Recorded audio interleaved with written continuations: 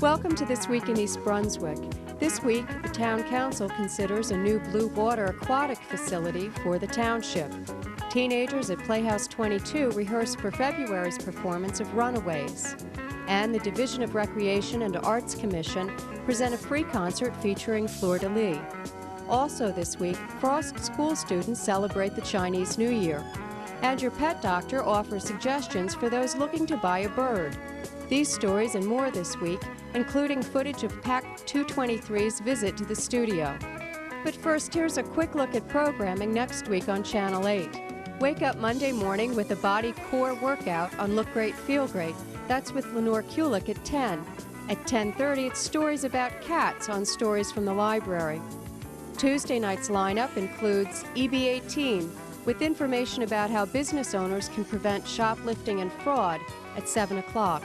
Sports Talk featuring an interview with East Brunswick High School graduate and University of Arizona punter Josh Miller at 7:30. And Legally Speaking with a discussion about car insurance at 8 o'clock. If you're concerned about carjacking, watch at 3:30 Wednesday afternoon for an hour seminar on prevention with Detective Sean Coleman of the East Brunswick Public Safety Department. This program will be repeated Saturday, January 30th at 1:30 and Tuesday night, February 2nd at 6 o'clock. Wednesday night at 7:30, Dolly Vasta speaks with Jimmy Boy Dial about contemporary Native American philosophy on For Art's Sake. At 8 o'clock Wednesday night, the Arts focuses on Echoes of a Storyteller, the legends, mythology, and games of New Jersey. This Week in East Brunswick returns Thursday night at 7 and again at 8 o'clock. At 7:30, Patty Sullivan interviews Dr. Hilary Hanchuk about the impact of medicine on moods. That's on Aging Aspects. Check the Community Bulletin Board for scheduling updates and coverage of East Brunswick High School sports. On Monday night, a large public turnout to the Township Council meeting forced officials to relocate the meeting to the East Brunswick Senior Center. Residents came out to find out more about the proposed blue water aquatic facility that would replace the community beach on Dunham's Corner Road. Monty Block, chairman of the Oversight Committee, presented the committee's position paper to the council. In the brainstorming that was done originally, the committee decided to make it as simple as possible to reach out to the community. We stated the facts. We said if we float a $2 million bond issue that is self-liquidating, we can establish a self-supporting utility. If we cap resident family memberships at approximately $175 to $200 annually for a conceptual facility that would include a family leisure pool, a lazy river, a children's pool, water slides, a fitness and competitive swimming area, and a diving area, and finance it only through bond sales with no negative impact on the local tax rate, we asked the community to please give us their support. We needed their input and their feedback to help us formulate our position paper. Then the committee spent many hours reviewing each other's comments, and we formulated the following committee position. The position of this committee is that the community is in favor of a family aquatic center at Community Beach. Of importance to the residents is that the facility be functional, attractive, and affordable. The facility, as well as it can be planned, should appeal to all generations represented in East Brunswick. The 10 to 20-year-old age group is a very important segment of our community. They are not currently utilizing our beach. They will come back to this more exciting facility. The facility will be fully accessible for our challenged populations in accordance with the Americans with Disabilities Act. Our community's tastes have become more sophisticated and require an increase in the entertainment value of our recreational facilities. A family aquatic center would be a great beginning to an ultimate master plan for recreational facilities at our community park. The committee strongly recommends that all the feedback, both positive and negative, be addressed as part of the design and management of the facility. By addressing the negative feedback and implementing the positive, it will ensure the commitment to meeting the community's desires. After Monty Block's presentation, the mayor and 4 of the 5 council members expressed their support of the project. I think it's going to work. In fact, I don't even think it's going to work. I know it's going to work. And I will put my career as mayor of this township on the line because I will know that this is going to work. My experience in business, my experience working with these numbers and understanding the concept shows it's a very, very positive thing. I have come with a 180-degree turn on this and now supportive of this project. And I would not have been able to do that without the 3 studies. The current facility that we're operating now, as it's known as Downback Beach, is losing about $120,000 a year. Okay, we're losing families, we're losing interest in that area, and we're faced with a choice of either continuing to lose money or shut the facility down. And certainly we don't want to shut it down. We want to improve it and make it more apt for recreation. Second of all, if we chose to keep it open with the Americans for Disabilities Act, we would have to immediately convert the beach, I believe by 1994, to make it handicap accessible. That would cost the township, with no ifs, ands, or buts, $500,000. So we're faced with that dilemma right off the bat. So you realize, even if, as Mr. Hudak said, we didn't want to go on a tirade and spend money, we'd nevertheless be faced with a situation where we would be left with no choice. And based on my talks with Ms. Loveline and Mr. Block, this new facility that we're proposing will upgrade the beach and work in those American for Disabilities Act requirements that we must have, and will allow for all of our citizens, both senior, young, and challenged, to use this facility and to enjoy it. People have to take chances sometimes, and when you take a chance, sometimes you do the right thing. I'd just like to say, I think basically the main reason many of us on this council and the administration do support this proposal, put it down into layman's words, it just makes good common sense. It's going to avoid a financial nightmare that Mr. Lou Neely is very quick to remind us of. It's going to give us the opportunity to give our children a safer and more expanded place to enjoy their summer months. And basically, during hard times, which we are experiencing now, as we are told, it will give affordable entertainment to the residents of this town, and I think that's important. Because if anyone knows, as a family, if you want to spend a day at a Dorney Park or an Action Park and you have a family of 4, you know the day is going to cost you $100, $150 for one day. Here we're offering our residents an entire summer for $175 to $200. I think it's a very fair, it's a very reasonable price for an entire summer's worth of quality entertainment, which is in their own community, and I think that's important. And I think it's good. I think it's part of what we talk about in having a sense of community for the township, that we'll have a place to go where families can gather and bring children, and where a number of generations can meet, because I don't think this is exclusively for children, but I think a lot of our seniors will enjoy it, as well as middle-aged people and people with young children as well. So I think if the numbers prove out, and the mayor has staked his career on it, feel comfortable with that, I mean, just run with the mayor, that it will work out. I think it's going to be good for all the residents, and I think it's a positive thing for our community. Councilman Joe Hudak was the only council member opposed to the project, stating his concern over the $2 million price tag. Where is this money going to be coming from? I'll tell you where. Taxes. Taxes. I talk to a lot of people that are on a limited income. What are they supposed to do? Go swimming when they have to put food on the table? And you're not going to get many senior citizens going. Plus the fact that I was just thinking of the accidents. Maybe we'll have to increase our police department. Maybe we'll have to increase a lot of our staff.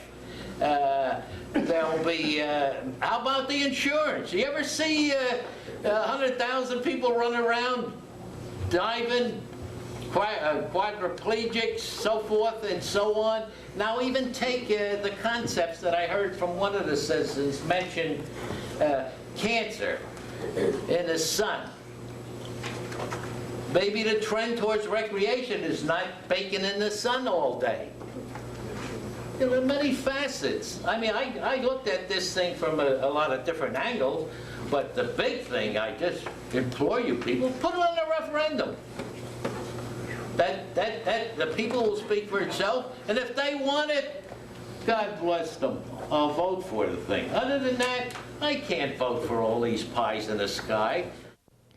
Monty Block also informed the council and the public that information on the proposed Blue Water facility is available at the library reference desk. Runaways, a hit Broadway musical, will be performed by community players at East Brunswick's Playhouse 22, February 5th through the 28th. As the title indicates, the play is about runaways, and the cast is made up almost entirely of teenagers. Selwa Shami caught up with director Vince Demure just before Monday night's rehearsal. What is it about Runaways that you think is important? Why did you want to do it here? It is a play about people who run. It's not a play about a bunch of kids who whine about their parents, but it's about people who deal with very, very difficult issues that affect our culture, our society, and it doesn't matter whether it's New York, Philadelphia, East Brunswick, Somerset, but that the issues that this play addresses are relevant regardless of what the socioeconomic climate is. And the fact is that the play itself is really about human beings who run away. Could you talk about what it's like working with a cast of teenagers? Very draining. It's very draining. They see the play as just that. It's a play. That's what's good about it. You know, that's the freshness that they bring and the creativity that they bring. But they lack, as any young person, they lack the discipline. You know, and I'm finding that very draining. But at the same time, it's extraordinary to see what they come to the rehearsal with. You know, they come with their own experiences, with their own something I can only remember.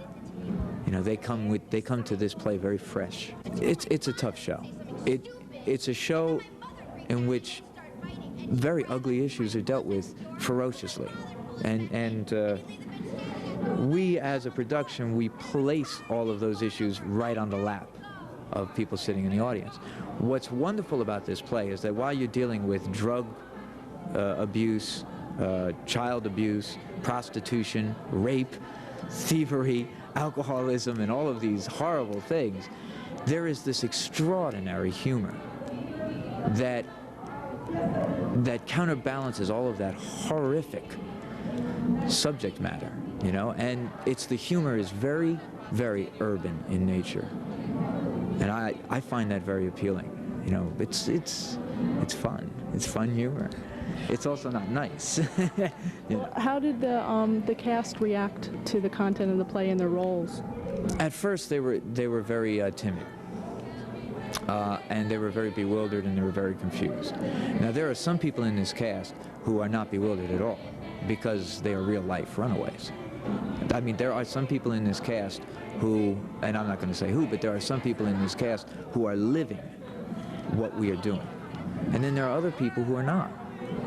The people who are not, I found that during a lot of the improvisation, we did a lot of improvisation and rehearsal. During a lot of those improvisations, they always stayed outside of the group. They were very reluctant to suggest things. They just sort of went along for the ride, you know. And we had a very interesting rehearsal in which it actually was not something I tried to create, but it turned into this major rap session. And it was not something I tried to create, it was something I could not stop. And from that point on, they began to really put their feet into these characters. Now, there have been scenes which are very difficult to stage. For example, the rape scene is very, very difficult to stage. And we have been very careful about how we stage those, in that those people involved in the scenes are the only ones allowed in the theater with me. Like, people who are not in those scenes are not allowed to hang out and watch, because that process is so personal that we wanted to give those actors the privacy to go through the process of creating a scene like that. It's a great show because it's giving it's giving the young people of this area an opportunity to succeed at something extremely, extremely difficult. It's bringing together people who are black, people who are white, people who are Hispanic, and they are working for a common goal. You know, you see the news, and the only thing they ever show is this really negative thing with racial problems and so forth. Well, they should come to see my cast, because I have a very racially mixed cast. And it sort of proves in this little microcosm that people can get along and they can work together. Playhouse 22 is located on Dunham's Corner Road near Riders Lane. For tickets, call the Playhouse at 254-3939. Prejudice, racism, bias, hatred, an epidemic. We must stop it from spreading. We no longer can shrug our shoulders and look the opposite way. We need to condemn all acts of prejudice and racism. Hi, my name is Tyrone Glasgow. I am a member of the East Brunswick Human Relations Council. I am inviting you to attend our community-wide panel and open discussion on Sunday, January 24th in the East Brunswick High School at 2 p.m. This forum is called Bias Hurts. You don't have to be a victim of a bias crime to know how badly it hurts all of us. At this forum, you will hear from a diverse panel of speakers. Let us learn more about what a bias crime is, how bias develops, why it hurts, and what might we as parents and educators do to better teach our children to live together, respecting each other's differences, and also, as important, finding and acknowledging similarities. The teaching of human differences, whether it be in the home or school, is an important part of the long process of achieving a strong and healthy sense of identity. How we feel about others is often a reflection of how we feel about ourselves. We need our children to grow up free of bias, not only because it is right and fair, but because our very way of life is enriched by our ability to live with diversity. We need you to attend this forum so that we may exchange ideas, share our knowledge, meet our neighbors, and walk away with a common and united goal to help wipe out racism and to emphasize the importance of respect for all people. This message has been brought to you by the East Brunswick Human Relations Council.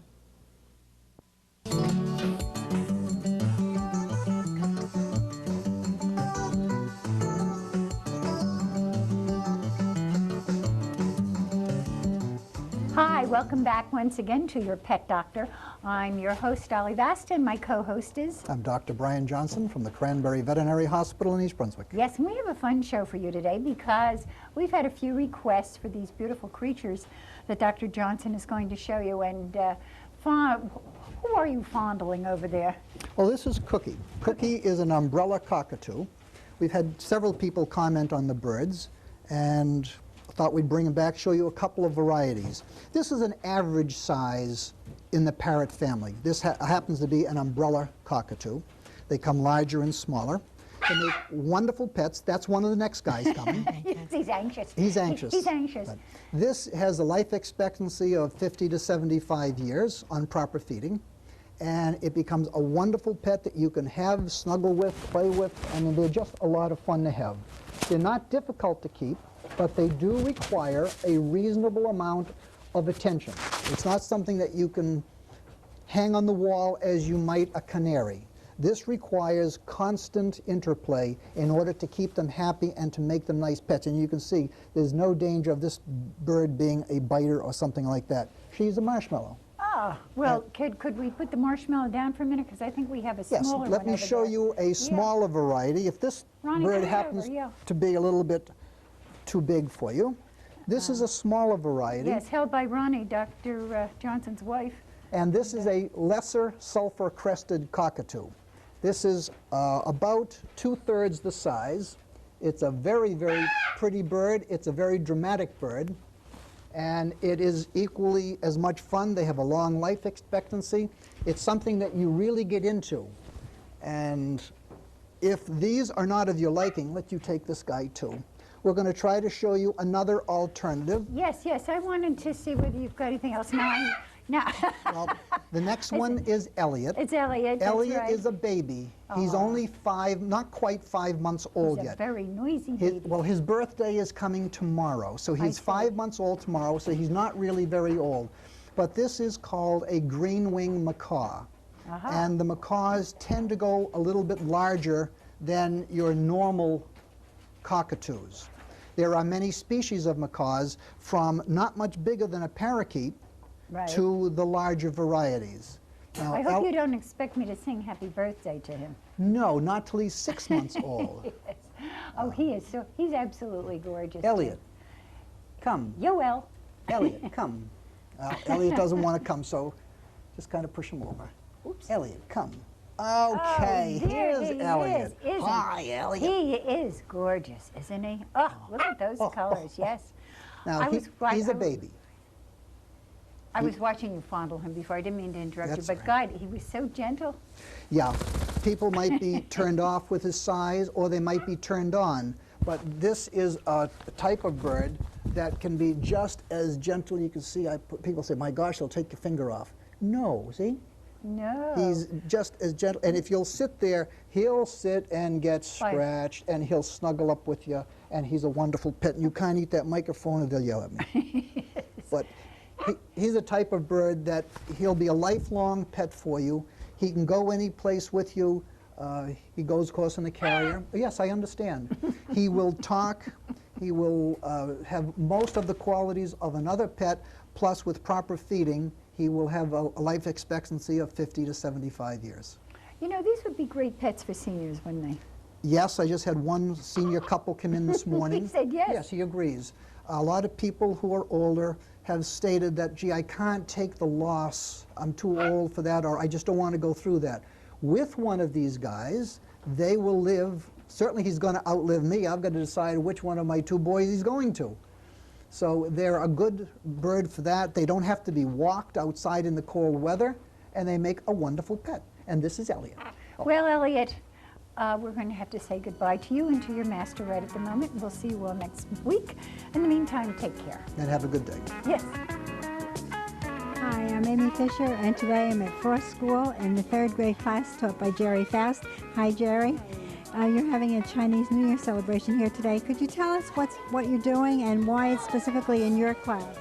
The entire school is involved in international studies this year. Each grade level was given a continent to study. Ours was Asia.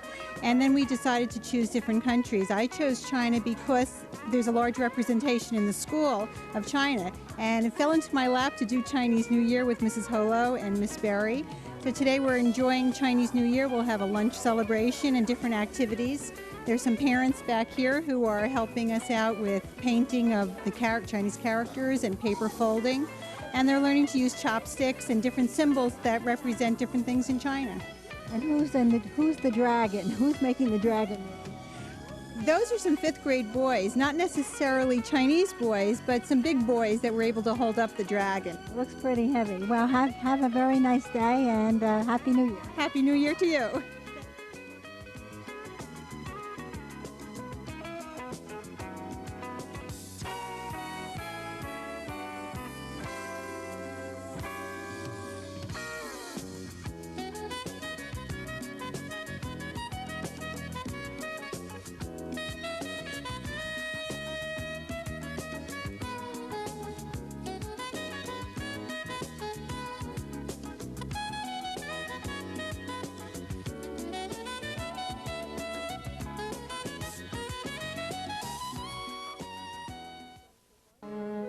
The East Brunswick Arts Commission and Division of Recreation kicked off this year's Winter Free Concert Series with a performance by Fleur De Lis.